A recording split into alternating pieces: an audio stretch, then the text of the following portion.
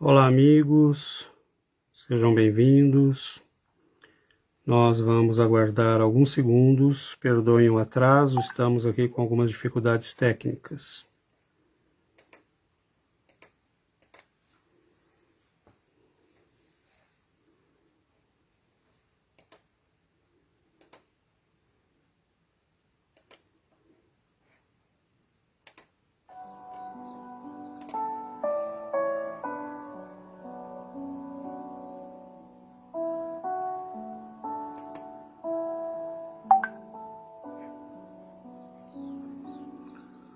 Olá, boa noite a todos.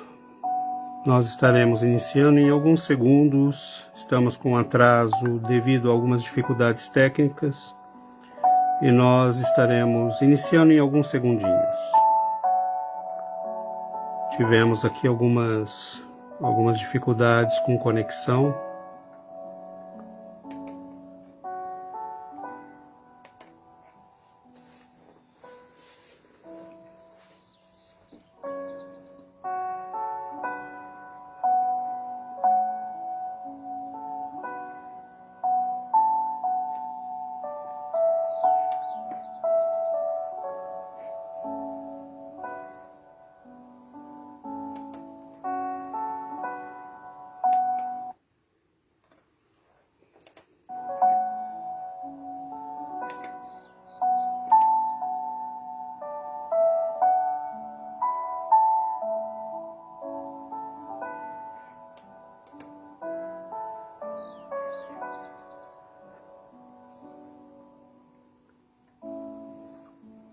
Nós vamos iniciar então, pedimos aos nossos amigos que estavam aguardando no YouTube que por favor conectem pelo link do Facebook.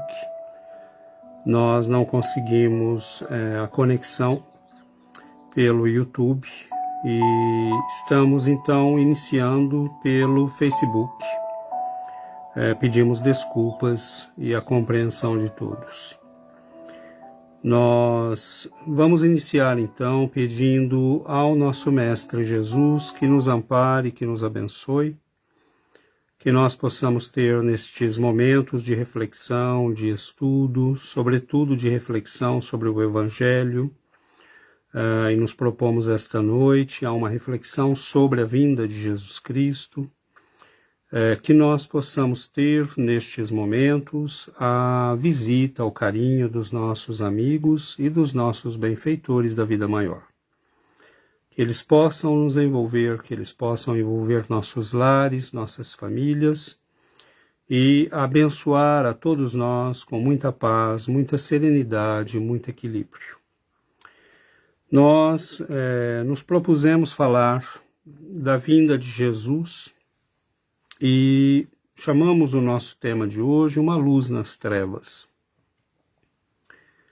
Nós, quando lemos a obra A Caminho da Luz, de Emmanuel, pela psicografia de Chico Xavier, encontramos ali um testemunho muito interessante, um testemunho que nos fala da vinda para a Terra de povos, de vários povos, que deixaram um planeta no sistema de Capela e que se deslocaram por razões kármicas, por não estarem conforme o nível de evolução do planeta naquele momento, que passava a um mundo de regeneração.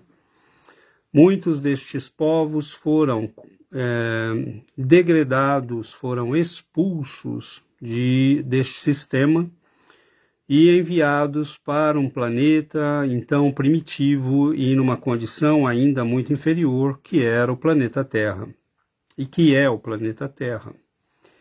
Obviamente que estas raças, que estes povos, aqui chegando, trouxeram consigo um grande conhecimento, uma grande sabedoria, um avanço tecnológico, um avanço na agricultura, um avanço nas ciências, nas matemáticas, na medicina. Eles foram trazendo com eles todos estes avanços, mas traziam consigo uma profunda dor, uma profunda tristeza, Eram povos que tinham sido degradados do mundo em que viviam. Então, imaginemos nós hoje na condição que estamos. Estamos aqui falando pela internet, temos medicina, temos farmácias, temos hospitais, temos escolas, e de repente fôssemos degradados, exilados para um planeta, né, inferior como a Terra foi há 5, 10, 12 mil anos atrás. Certamente que nós passaríamos por um profundo trauma, né? E quem conduz este processo de transferência destes espíritos é Jesus, segundo as informações de Emmanuel.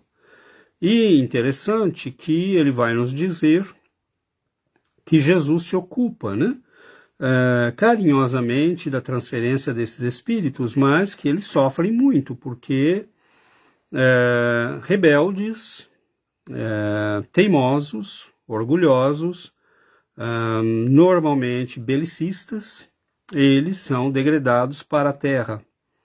E quando aqui chegam, quando aqui chegam, eles trazem avanços, mas trazem consigo uma profunda tristeza. E Emmanuel nos diz que Jesus havia prometido aos líderes destes povos que ele um dia viria ter pessoalmente com estes degradados.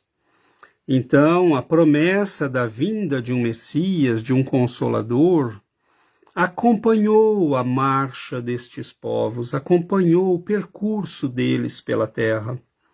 Então, nós veremos surgir na Índia, né, a grande civilização indiana, veremos surgir a grande civilização do Egito, veremos povos, né, derivados destes que vão aparecer, né, a cultura judaica, a cultura grega, a cultura romana, a cultura chinesa.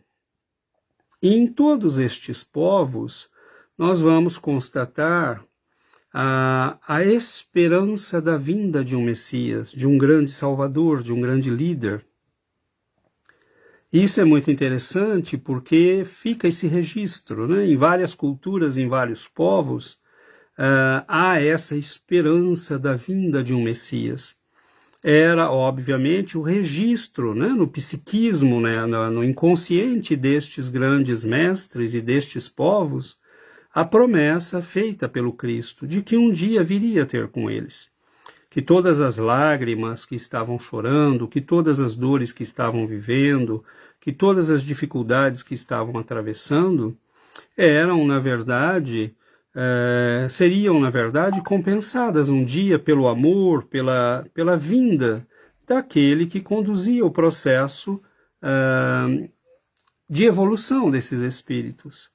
Então Jesus havia prometido a eles que viria, e os ecos desta promessa vão aparecer em várias profecias, em vários povos.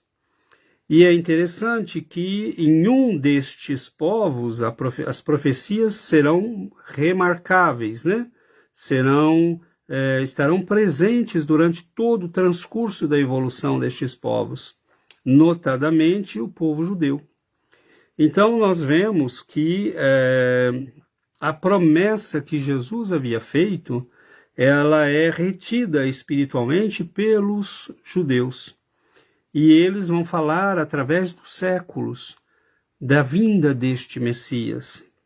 Quando nós consultamos o Velho Testamento, nós vemos claramente ali os ecos, né, muito claros desta promessa de Jesus, guardado no inconsciente do povo. E o próprio Mestre faz questão de enviar missionários para lembrar que um dia ele viria ter conosco na terra. Nós vamos vendo o aparecimento, né, 500 anos antes de Jesus, mais ou menos, nós vamos ver o aparecimento de um grande número de espíritos elevados, né, Sócrates, Platão, Aristóteles, vários filósofos na Grécia, vários filósofos no Egito, na Índia. Vamos ver o aparecimento de Confúcio na China, de Buda na Índia. nós temos grandes mestres que nascem, e todos os séculos esses grandes mestres vêm para nos dizer e nos preparar para a mensagem e para a vinda do Cristo. Contudo, o povo judeu parece ter guardado de maneira mais intensa essa promessa, e não é à toa que será neste povo que Jesus nascerá. Então, as promessas são muito claras, são muito precisas às vezes, né, como nós mostraremos hoje. Por exemplo, em Miqueias, né, que foi um profeta que viveu ali por volta de 600 a.C., ele se porá de pé e apacentará seu rebanho com a força de Yahvé, com a majestade do nome de Deus. Habitarão seguros, porque ele então será grande, até os extremos confins da terra. Então, Miqueias fala, né, da vinda de um pastor que vai apacentar o seu rebanho, que vai conduzir o seu rebanho, que vai dar-lhe segurança, proteção. Então, notemos, isto está lá em 600 a.C., Moisés viveu mais ou menos em 1500, 1570 a.C., né? A data é imprecisa, porque nós não temos fontes históricas muito confiáveis a este respeito, mas deduz-se, né, pelo tempo do faraó, pela época em que aquilo pode ter acontecido, principalmente pela história do Egito, que teria sido aí por volta de 1500, 1550 a.C. E desde os livros, né, de Moisés, considerados de Moisés, atribuídos a Moisés, o Deuteronômio, né, o Êxodo, o Pentateuco bíblico, nós já encontramos ali também referências da vinda de um Messias. Fala-se de uma terra prometida, fala-se de um Messias, né, fala-se da vinda de um grande condutor, de um grande líder. E essa promessa vai atravessar os séculos, né? No século 8, por exemplo, nós teremos belíssimos textos de Isaías. O povo judeu sofreu, né, a escravidão, que alguns questionam hoje, né, na arqueologia, na antropologia e na história, mas certamente ficou por um período ali como que escravizado, né? E foram 430 anos de vida no Egito. Mesmo assim, quando Moisés os conduz para a terra prometida, ele o faz em nome de preparar o povo, a nação, para que ficasse fiel à promessa que lhe havia sido feita, da vinda de um Messias, da vinda de um grande condutor, de um libertador, né? Então, diz o texto de Isaías, ali por volta do século 8 a.C., então ele disse: ouvi agora, ó casa de Davi, pouco vos é afadigardes, cansardes os homens, senão que também afadigareis ao meu Deus? Portanto, o mesmo Senhor vos dará um sinal. Eis que a Virgem conceberá, e dará à luz um filho, e chamará o seu nome Emanuel, que quer dizer Deus conosco. Então, isso está falado, né, em Isaías, capítulo 7. Porque um menino nos nasceu, diz ainda Isaías, um filho se nos deu, e o principado está sobre os seus ombros, e se chamará o seu nome Maravilhoso, Conselheiro, Deus Forte, Pai da Eternidade, Príncipe da Paz. Diz ainda o profeta Isaías, na verdade Miqueias: e tu, Belém, posto que pequena entre os milhares de Judá, de ti me sairá o que governará em Israel.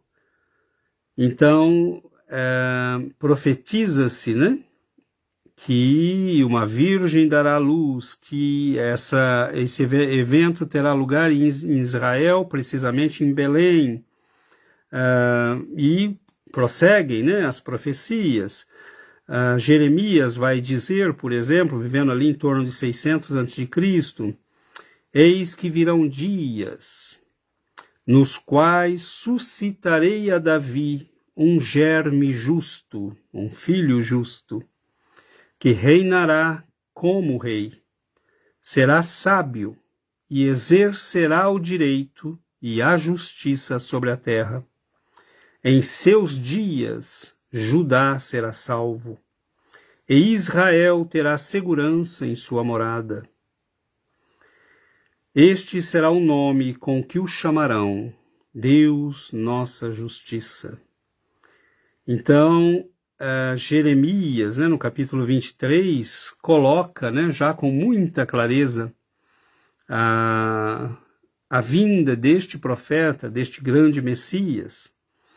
E nós temos profecias como a de Zacarias, que vai dizer: mas Deus me disse, lança no tesouro esta bela soma com que fui por eles avaliado. Tomei os 30 ciclos de prata e os lancei no tesouro da casa de Yahvé. Então notemos, meus irmãos, que aqui Zacarias fala com muita clareza, que a presença divina foi avaliada em 30 moedas, em 30 ciclos de prata, a moeda da época. Então as profecias são muito claras. Esses profetas vêm século após século, e às vezes vários no mesmo século, para dizer à humanidade: não esqueçam a promessa que ele vos fez. Não esqueça que ele virá um dia até nós. Então Jesus foi alguém que mandou século após século. Ele foi enviando missionários para preparar a sua vinda e para preparar o psiquismo da humanidade para estar pronto para a sua mensagem, ao menos em parte. Então nós veremos, por exemplo, que a vinda de Moisés, 1500 anos antes de Jesus, é um evento já programado, pensado, e a transmissão dos 10 mandamentos enviado diretamente, por escrita direta do plano espiritual para a Terra, já era a preparação para que aos poucos nós fôssemos absorvendo a mensagem da espiritualidade superior e nos preparando para o evento do Cristo. Os hebreus passaram 70 anos no cativeiro, mais ou menos 60, 70 anos no cativeiro da Babilônia, que aconteceu ali por volta de 598 a.C., eles foram deportados por Nabucodonosor, e até 538, mais ou menos, quando foram libertados pelo grande imperador Ciro, imperador dos persas, que era um homem extremamente cultivado, justo, que respeitava os povos que conquistava, que lhes dava direito de culto, e ele liberta o povo judeu. Mas no período do cativeiro, vários profetas, realmente vários profetas, e principalmente Daniel, por exemplo, insistirão para que o povo fique fiel, para que ele não desanime, para que ele se mantenha fiel na esperança de receber o Messias que viria para a salvação de todo o povo. Então, séculos se passaram. Muitos homens e mulheres fecharam os olhos, morrendo na esperança de terem visto aquele que viria um dia. E ele foi aguardado, sonhou-se com ele, esperou-se a sua vinda. Homens e mulheres, séculos após séculos, cultivaram na alma a esperança de vê-lo. E é por isto que ele fará questão, quando chega ao mundo, de dizer, muitas vezes diante de todos, como as profecias haviam predito: eu sou aquele de quem se falava nessas profecias. E talvez o momento mais claro disso, o momento que ele realmente deixa muito claro quem ele porque ele o afirma, diante de todos, é no belíssimo texto que nós encontramos no capítulo 4 do Evangelho de São Lucas. E ele diz o seguinte, o texto: foi-lhe dado o livro do profeta Isaías, porque era tradição, né? Ainda é nas sinagogas, hoje são os rabinos, mas na época tinha-se, né, o hábito de convidar alguém para a leitura, normalmente alguém que teria condições de fazer um comentário também, e a pessoa lia o texto e fazia o comentário do texto. Então Jesus assume esta função neste momento, né? E ele se coloca diante da comunidade de Cafarnaum, na sinagoga de Cafarnaum, que inclusive, né, nós temos os restos dela até hoje, belíssimos, né, de pedra sólida, e ele, diante daquele grupo de pessoas, daquela comunidade, narra São Lucas, né, foi-lhe dado o livro de Isaías, né, e desenrolando o livro, encontrou a passagem onde estava escrito: o Espírito do Senhor está sobre mim, porque me ungiu para evangelizar os pobres. Mandou-me anunciar aos cativos a libertação, aos cegos a recuperação da vista, e pôr em liberdade os oprimidos. E mandou-me proclamar um ano de graça do Senhor. Ele lê esse texto do profeta Isaías.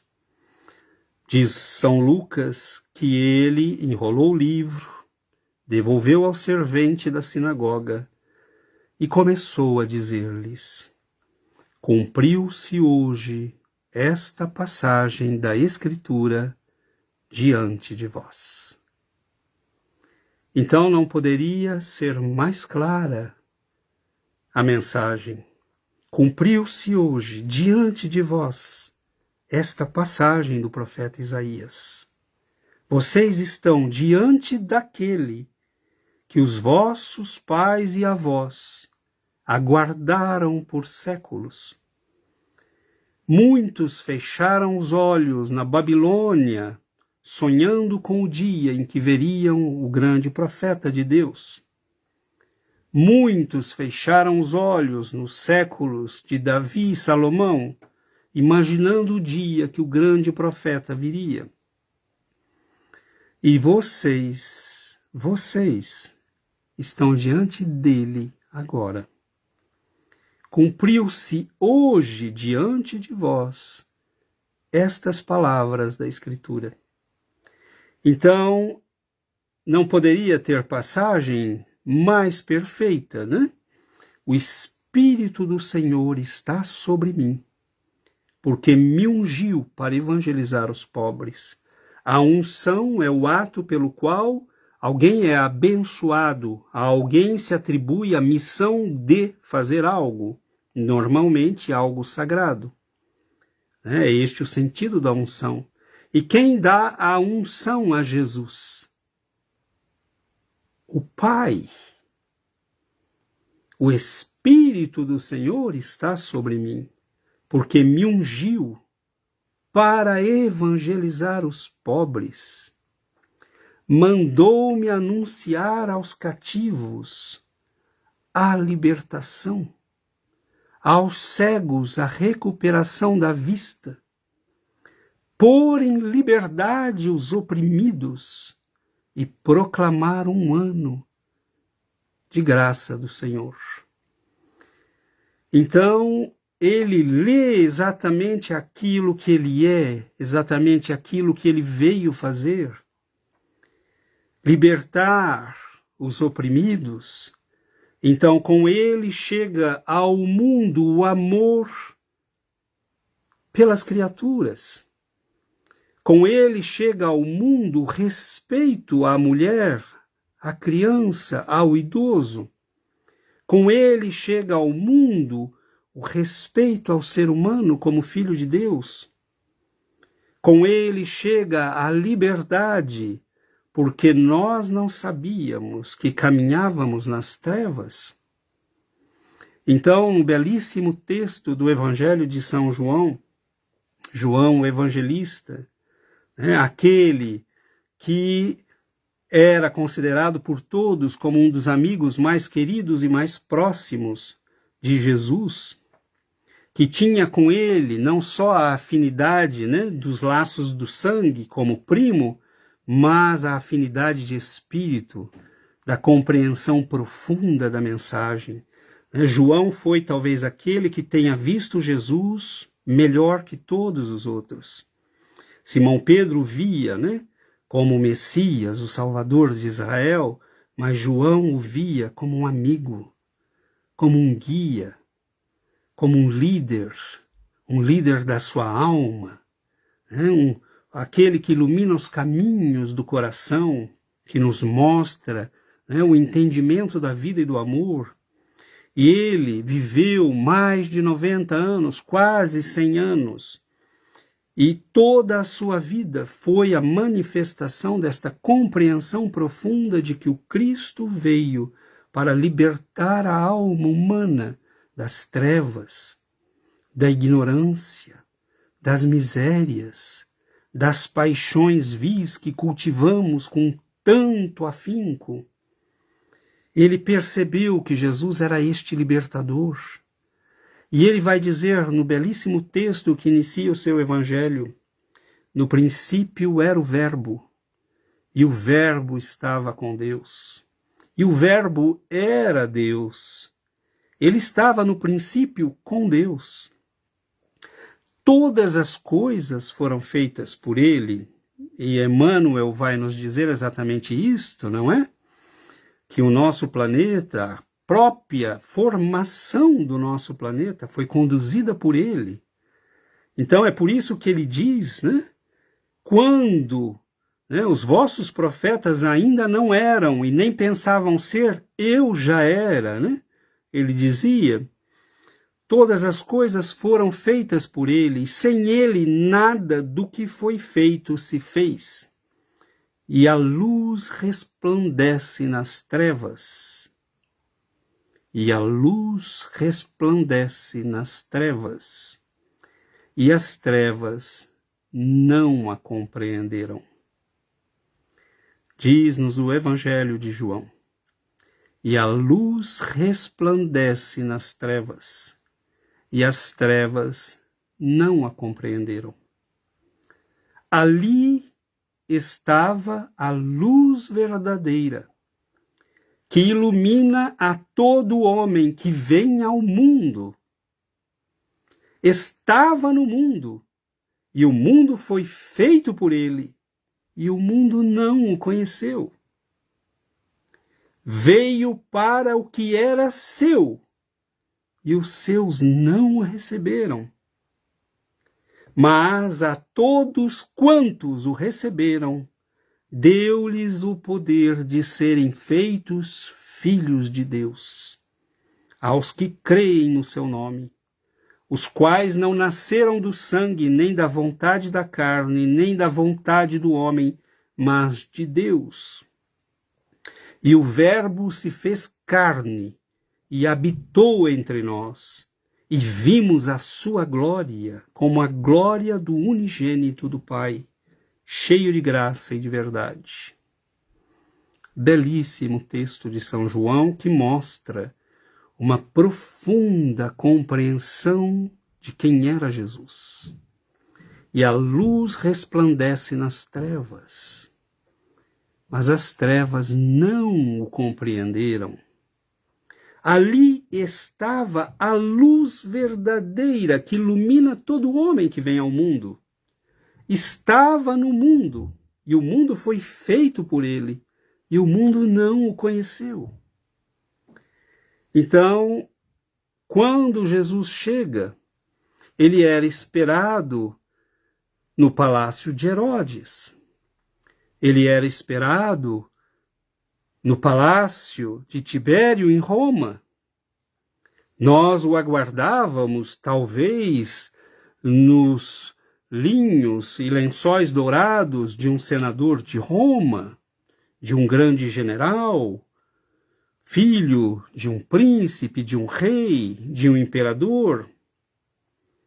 Seu destino era libertar os homens, conduzir o povo de Israel à glória, ao poder. Mas em nenhum lugar está escrito isto. As profecias que nós lemos, né, até agora e que nós já falamos no início, mostram que ele seria sábio, que ele governaria como um rei. É o que diz a profecia, não seria um rei. Mas o povo acalentava o sonho de um libertador político. E nós veremos que um de seus discípulos acalentava este mesmo sonho, essa mesma ilusão, de que ele seria um grande conquistador, um grande líder de homens, de exércitos, um grande estrategista da política. Mas ele vinha para algo muito mais importante do que isto. Ele vinha para acender nas trevas da ignorância humana a luz do conhecimento divino. Ele veio para revelar que nós não somos escravos da miséria e das paixões, mas filhos de Deus, filhos bem-amados de Deus. Tão amados, tão queridos, que o Pai manda seu filho mais precioso. Nos diz Emmanuel que ele poderia ter se feito substituir por milhões de espíritos de alta envergadura, mas ele havia prometido vir pessoalmente aos exilados, né, como nos diz Emmanuel no livro A Caminho da Luz. Ele havia prometido vir pessoalmente, ter com a humanidade, mostrar o caminho, mostrar como voltar à casa do Pai, à casa que havíamos perdido, porque não perdemos simplesmente, né, um planeta, as famílias que deixamos para trás, os amores de outros tempos. Nós perdemos, na verdade, a direção da casa de Deus. Nós perdemos o caminho da integração espiritual com o nosso Pai. E é esta a missão do Cristo, é este o trabalho dele. Ele vem para nos resgatar das trevas da nossa ignorância, das trevas da nossa miséria. Então uma luz resplandece nas trevas, diz São João. Mas as trevas não a compreenderam. Porque quando a luz brilhou, ela mostrou que nós tínhamos algemas. Nós nos acreditávamos livres. Nós nos acreditávamos senhores de nós mesmos. Mas quando a luz brilhou, nós vimos que tínhamos algemas, que estávamos amarrados ao mundo, às nossas paixões, às nossas misérias espirituais, ao nosso orgulho e ao nosso egoísmo. Mas o que São João constata ao dizer: o mundo, ele veio para o que era seu, mas o que era seu não conheceu, não reconheceu. Porque ele não nasce, né, nos lençóis dourados dos palácios da época. Ele escolhe uma gruta abandonada na pequena Belém de Judá. E naquela noite silenciosa, os homens que trabalham no campo, os pastores trabalhavam à noite guardando seus rebanhos. Alguns tinham, né, durante os dias mais frios, a possibilidade de guardá-los nessas cavernas, nessas grutas. Outros faziam, né, redis improvisados com cercas de espinho para afastar os lobos e ficavam velando, guardando na porta, né, como era hábito em Israel. E naquela noite muitos trabalhavam pelos campos e aqueles homens sentiram uma atmosfera diferente, uma leveza, uma luz que brilhava no céu, nunca vista.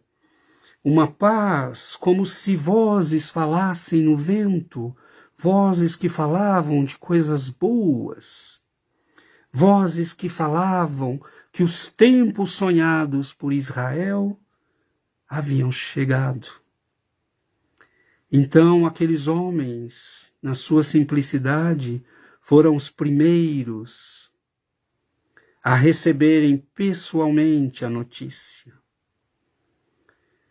Materializam-se aquelas entidades angelicais para dizer-lhes: as vozes que ouvis são os anjos que cantam a vinda do Salvador. Um menino vos nasceu hoje, um Salvador nasceu para Israel e para o mundo. Um Salvador vos nasceu hoje. Paz na terra, boa vontade para com os homens.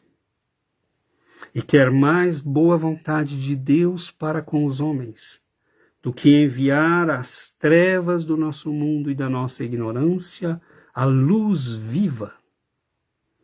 A luz viva, como nos dizem os Espíritos, como nos diz Fenelon no Evangelho segundo o Espiritismo, a luz brilhou por alguns instantes, a luz viva esteve entre nós. Então, o que é da natureza da luz, meus irmãos? A luz ilumina tudo o que está diante dela. A luz afasta as trevas, a luz mostra a verdade.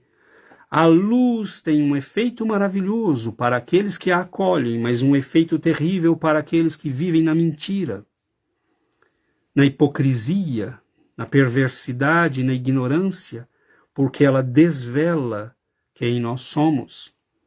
Então, naquela noite tranquila em Belém, nasceu-nos um Salvador. Não para guiar-nos na política temporária do mundo, que logo se apagará. Onde estão todos os grandes conquistadores? Onde está Alexandre, Ciro, Nabucodonosor, Herodes, Tibério? Todos foram devorados pelo pó da história. Mas ele permanece. Ele permanece vivo, porque ele veio libertar almas. E cada alma que se liberta é um testemunho vivo da presença dele no mundo, que ele veio para nós, que ele veio para as nossas almas, que ele veio para soltar as amarras que nos prendem ao mundo e nos mostrar como nos libertarmos nós mesmos das algemas pesadas do crime, do erro e da miséria. Então, naquela noite tranquila e fria, vozes falam no ar. Uma paz imensa cai sobre toda aquela região, e mesmo sobre o mundo, nos diz Humberto de Campos, no seu Boa Nova. O homem, as criaturas sentem a profunda energia, o campo espiritual daquela criatura divina que está entre nós.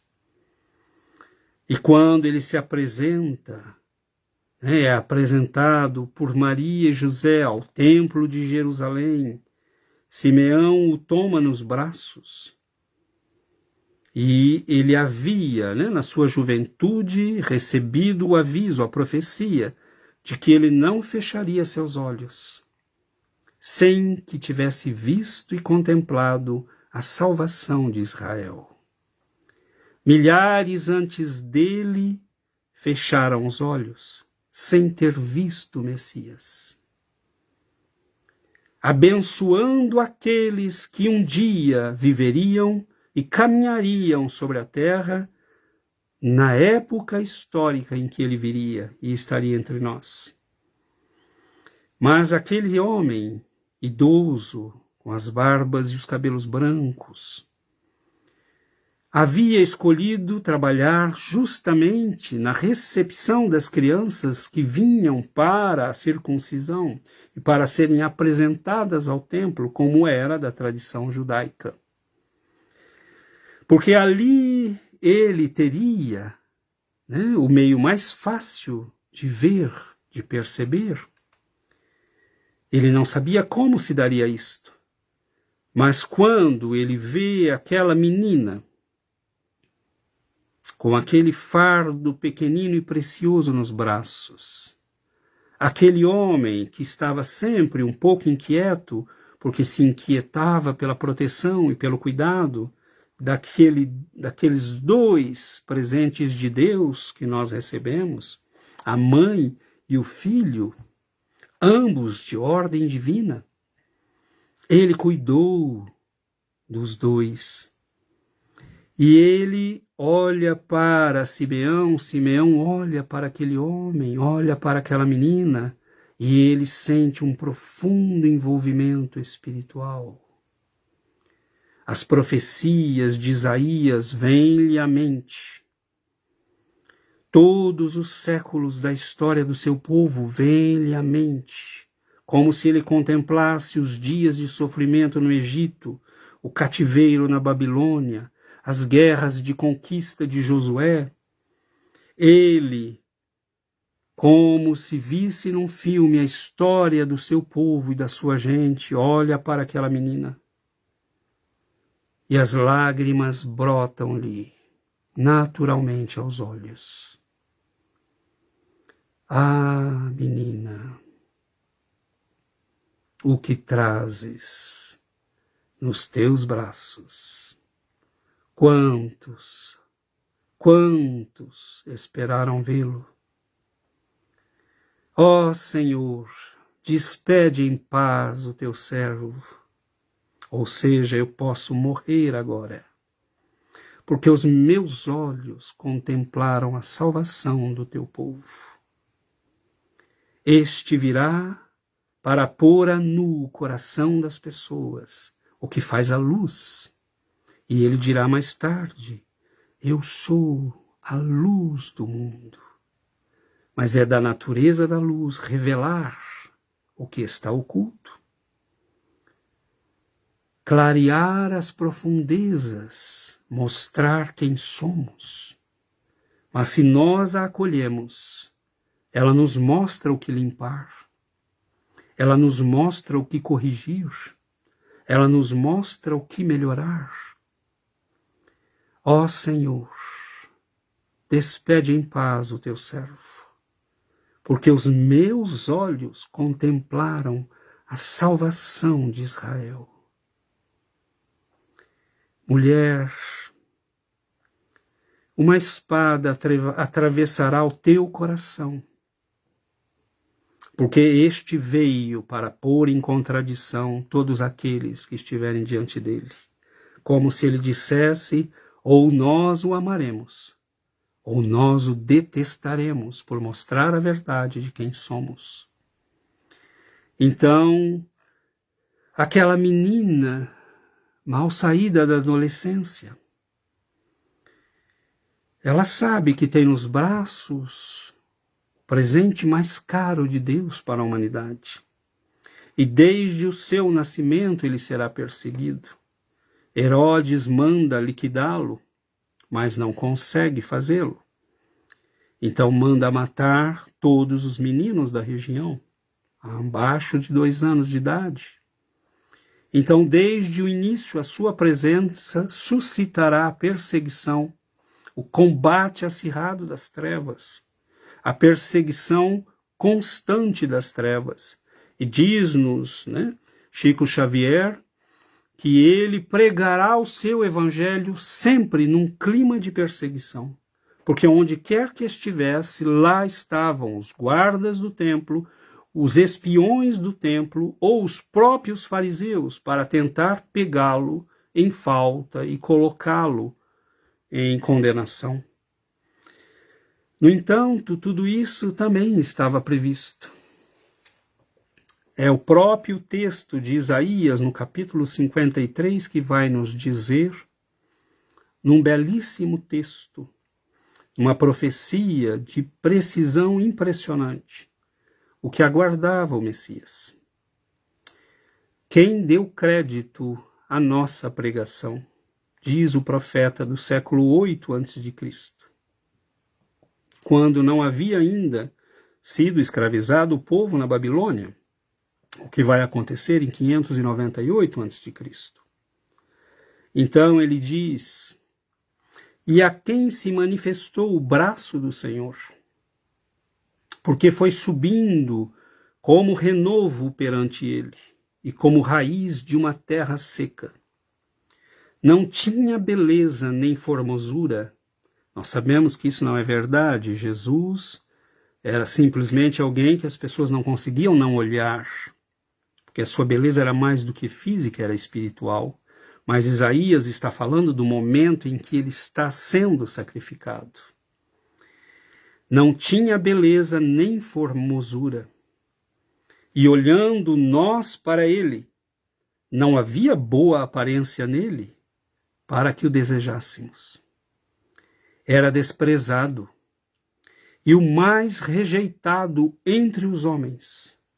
Homem de dores era ele, e experimentado nos trabalhos. E como um de quem os homens escondiam o rosto, era desprezado, e não fizemos dele caso algum. Ele veio para os seus, e os seus não o reconheceram. Diz no São João. Verdadeiramente, diz Isaías, ele tomou sobre si as nossas enfermidades, e as nossas dores levou sobre si. E nós o reputávamos por aflito, ferido de Deus e oprimido. Mas ele foi ferido por causa das nossas transgressões e batido por causa das nossas iniquidades. O castigo que nos traz a paz estava sobre ele, e pelas suas pisaduras nós fomos curados. A igreja toma isto, para usá-lo, como símbolo, do bode expiatório, aquele que toma sobre si os nossos pecados e nos libera do pecado. Não é isto, o castigo que nos deu a paz caiu sobre ele. Porque se ele não tivesse vindo e sofrido o efeito da nossa miséria, da nossa ignorância e da nossa incompreensão, se ele não tivesse assumido todos esses riscos para nos ensinar o que ele veio ensinar, nós não teríamos visto a luz, nós não teríamos visto o caminho, nós não teríamos entendido a verdade, nós não teríamos encontrado a vida. Nós estaríamos perdidos, nós estaríamos desorientados e nós estaríamos mortos, espiritualmente mortos. Diz o profeta, todos nós andávamos desgarrados como ovelhas. Cada um se desviava pelo seu caminho. Mas o Senhor fez cair sobre ele a iniquidade de todos nós. Ele foi oprimido e afligido, mas não abriu a sua boca. Como um cordeiro foi levado ao matadouro, e como a ovelha muda perante os seus tosqueadores, assim ele não abriu a sua boca. Da opressão e do juízo foi tirado, e quem contará o tempo da sua vida? Porquanto foi cortado da terra dos viventes, condenado à morte. Pela transgressão do meu povo ele foi atingido. Então o texto de Isaías é de uma beleza e de uma precisão ímpar. Ele veio para os seus e os seus não o receberam. Desde o seu nascimento ele foi rejeitado. Ele não encontrou uma hospedaria para que pudesse nascer em paz. Então, no momento em que a humanidade fazia o censo e o império impunha a todos os seus súditos o censo, a humanidade espiritualmente fazia igualmente o censo de si mesma, de quem era, de para onde íamos, o que estamos fazendo neste mundo. Então, quando ele chega num momento em que se fazia o censo material, mas igualmente espiritual. Naquele momento, nós fazíamos as contas de todos os ganhos e perdas dos últimos milênios, porque aquele momento era um momento, um ponto de viragem, um ponto de mutação na história da humanidade, na história espiritual de todos nós. E ele não encontra mesmo um lugar, uma hospedaria, onde pudesse ser acolhido para nascer neste mundo. Provavelmente pela caridade de almas amigas, ofereceram àquele casal perdido na noite uma gruta, uma caverna, e ali, na companhia dos animais, aquecido pelo calor dos corpos dos animais, vem ao mundo, num berço de palha, o maior de todos, aquele que criou este próprio mundo, aquele que foi precedido de profetas, de sábios, de filósofos, de grandes mestres. Ele nasce num estábulo e é acolhido num berço acomodado nas palhas. E dizem os textos da época que uma luz brilhava naquela gruta e brilhou toda a noite. Aqueles homens, recebendo a mensagem diretamente das falanges celestiais que o precederam, visitam-no, curvam-se diante daquele menino. Não sabem de onde vem a luz que ilumina aquela gruta. Não são as pequenas lamparinas a óleo, há uma luz que ilumina tudo. E então eles contemplam o rosto daquela menina que acabara de dar à luz e que acomoda nos seus braços e naquele berço aquele pedacinho de Deus para a humanidade. Então está ali o homem, a criatura, a luz que varou as trevas da humanidade. Então nós temos, símbolos belíssimos. Nós temos os magos que vêm do Oriente, aqueles que cultivam a sabedoria, aqueles que cultivam o estudo, a espiritualidade, as ciências do homem e dos céus, e vêm para se curvar diante dele. Então é um símbolo muito poderoso, porque nós temos hoje no nosso mundo uma quantidade de conhecimento, grandes universidades, grandes doutores, mas nós estamos perdidos, mais perdidos do que nunca.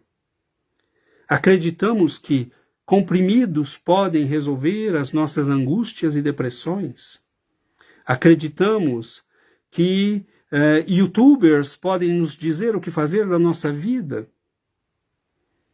Temos muitos meios, conhecimentos, tecnologias, mas nós não nos curvamos diante dele para ter caminho, para saber a verdade, para encontrar a vida. Então Jesus disse de si mesmo: eu sou o caminho, eu sou a verdade e eu sou a vida. Então, meus irmãos, por que é que nós estamos perdidos? Como assim nós não sabemos a direção? Ele está nos dizendo: quem quiser vir ao Pai tem que vir por mim. Eu sou o caminho, tem que viver o que eu ensinei, tem que se esforçar para fazer o que eu mostrei. Eu vos dei o exemplo, eu vos mostrei o que fazer, e eu paguei o preço, eu paguei o resgate por cada um de vocês. Porque as trevas cobraram caro o resgate. E o pior, ele pagou com o próprio sangue por cada um de nós. Porque vir a este planeta não teria outro final essa história. Seria certamente o sacrifício, e ele sabia disso. Estava escrito nas profecias que ele pagaria o preço por nos libertar, ou por tentar nos libertar, nos mostrar o caminho, nos fazer ver a verdade, nos convidar à vida. E o pior é que ele paga o resgate. Mas nós todos temos síndrome de Estocolmo. Nós estamos apaixonados pelas nossas algemas. Nós amamos as nossas prisões. Ele nos mostra as portas da liberdade, ele nos mostra que lá fora brilha um sol, e que este sol é a luz de Deus para os seus filhos, e nos convida a entrarmos na posse da nossa herança divina, possuirmos a nós mesmos, nos integrarmos às leis divinas, sermos como ele, o primeiro homem livre a caminhar sobre este planeta. Jesus foi o primeiro homem livre a caminhar sobre este planeta. Nós nascemos com algemas e morremos com algemas muitas vidas, ao ponto de acreditarmos que as algemas faziam parte de nós. E ele caminhou sem algemas, ele caminhou sem apegos, ele caminhou livre sobre este mundo. Foi o primeiro homem livre a caminhar sobre este mundo. Então ele nos mostra que nós podemos ser mais, que nós temos em nós algo de divino, que nós não somos escravos, mas homens livres. E ele paga o preço do resgate. E nós escolhemos as nossas algemas. Por que nós estamos perdidos, meus irmãos? Jesus deixou claro, eu sou o caminho. Eu sou o caminho. Eu sou a verdade. Não fique perguntando por aí, não fique tentando entender as coisas de um jeito complicado. Ninguém precisa de 15 anos de análise. Eu sou a verdade. Compare a sua vida com o que eu ensino. Compare a sua vida com o que eu mostrei, com o meu exemplo, com aquilo que eu vivi. Medite em tudo isso e você entenderá o que você é, o que você está fazendo aqui. Mas se você não me entender, leia a doutrina espírita. Porque o que faz a doutrina espírita, o que faz Allan Kardec, se não nos dar as chaves do entendimento do Cristo? Nós ouvimos irmãos nossos dizendo, nós espíritas estamos ficando muito religiosos. Nós espíritas somos os únicos sobre este planeta que entendemos por que sermos religiosos. E que temos as chaves do entendimento da mensagem do Cristo. Reencarnação? Bom, mas aí eu posso entender quando ele diz bem-aventurados os aflitos, os que choram, os que sofrem. Porque conhecendo a reencarnação, eu sei que eles estão acertando as contas com as leis divinas. E não estão fazendo mais o mal, que vai ligá-los a um processo kármico infinito. A imortalidade da alma, a mediunidade, os mundos povoados por civilizações, há muitas moradas na casa de meu pai. Então eu posso ler o Evangelho e ter acesso a Jesus. A doutrina espírita nos permite ouvi-lo de novo falando ao povo, às margens do lago da Galileia. Nós, ao entender o que ele está dizendo, é como se estivéssemos ali, ouvindo quando ele fala da montanha para o povo. Bem-aventurados, vós, filhos de Deus, que aceitais o sofrimento, a dor e as lutas, o processo de libertação das prisões. Nós temos acesso a ele, porque quando lemos o Evangelho segundo o Espiritismo, nós podemos decodificar a sua mensagem, o seu amor. E nós espíritas entendemos que a coisa mais preciosa que podemos fazer é não agir como os homens do tempo de Jesus. Ele veio para os seus e os seus não o reconheceram. Nós vamos fazer a mesma coisa. Nós vamos ignorá-lo, nós vamos tirá-lo da nossa vida. Ele vai bater na nossa hospedaria em plena noite fria e nós vamos dizer: não há lugar para você nascer aqui. É isto. Nós não o receberemos.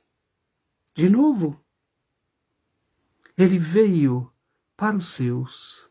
Uma luz brilhou nas trevas e as trevas não a entenderam. Então, meus irmãos, nós espíritas conhecemos Jesus. Nós podemos entender a mensagem e nós podemos vivê-la. Então, quando nós celebramos a vinda do Cristo, lembremos que muitas vezes é duro, porque a luz que ele nos trouxe muitas vezes nos cega e nos faz ver a nossa própria miséria.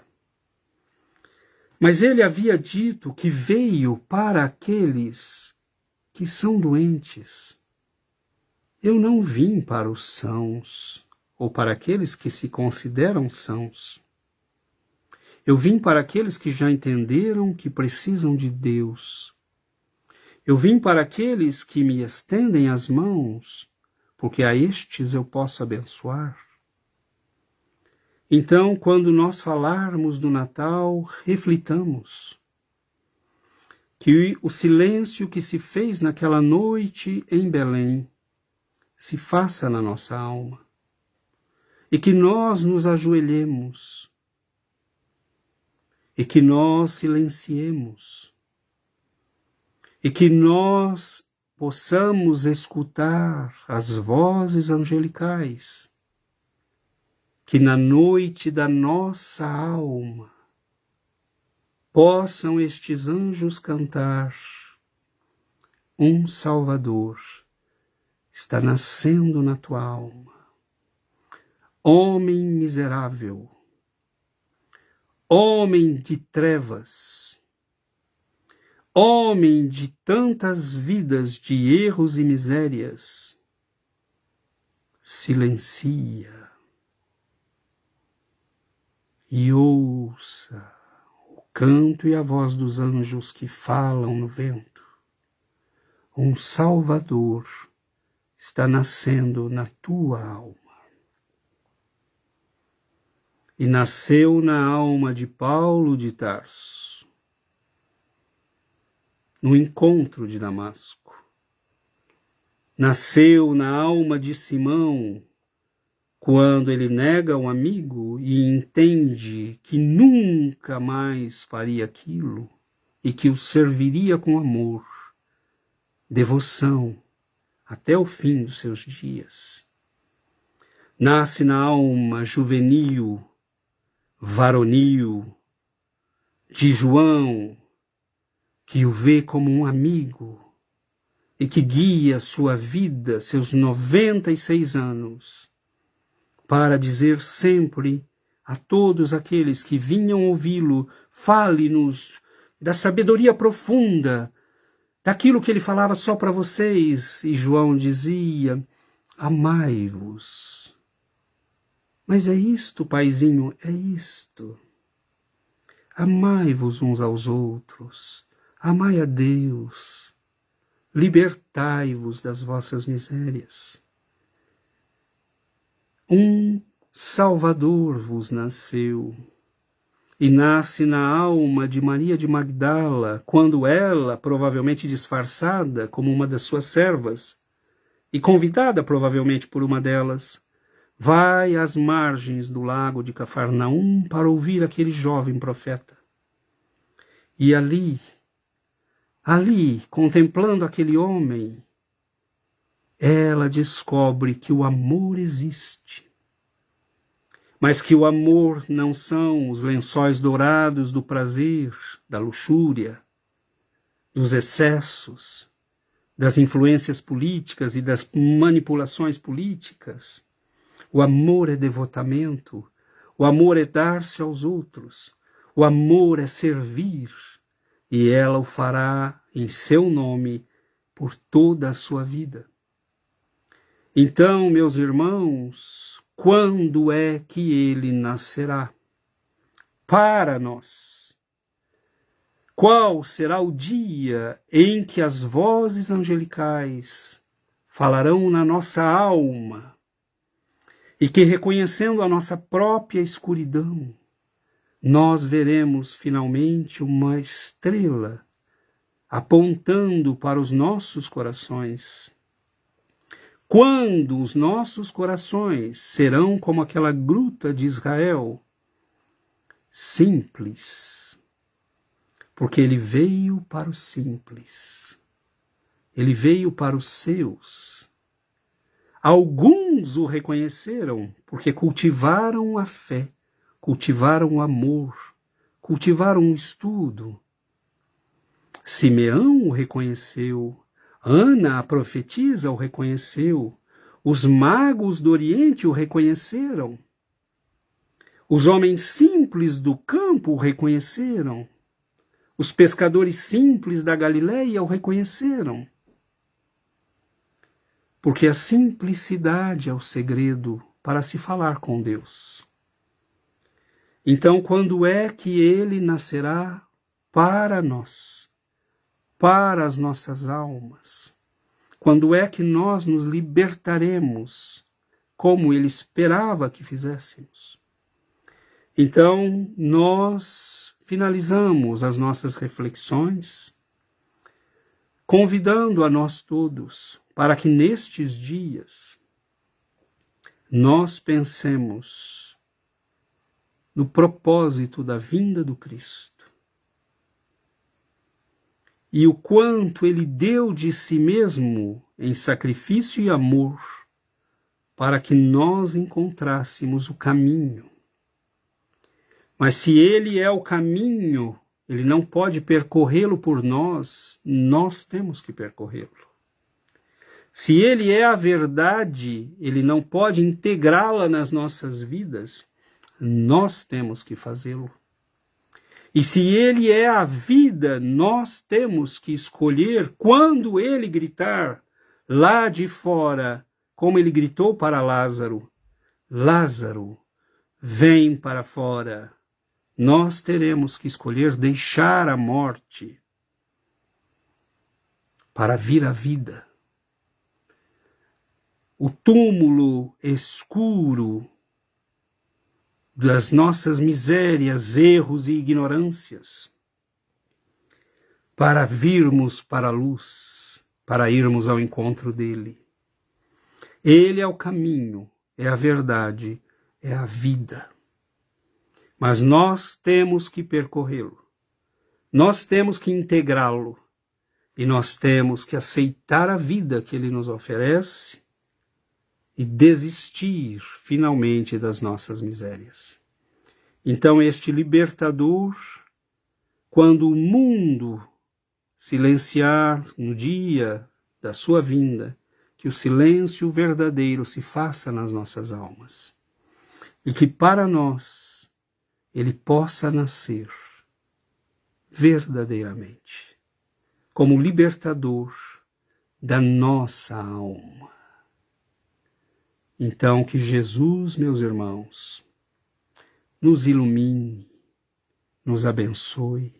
Ele veio para cada um de nós. Ele veio para cada um de nós, porque nós somos preciosos para Deus. Nós somos preciosos para o Pai. E ele veio para buscar a cada um de nós. Então que nós saibamos honrar com muita humildade e alegria o dia da sua vinda a este mundo. Que Jesus nos abençoe, nos ampare, nos proteja e nos sustente na caminhada no nosso crescimento espiritual. Muito obrigado a todos pelo carinho, pela presença. Que Jesus nos abençoe sempre.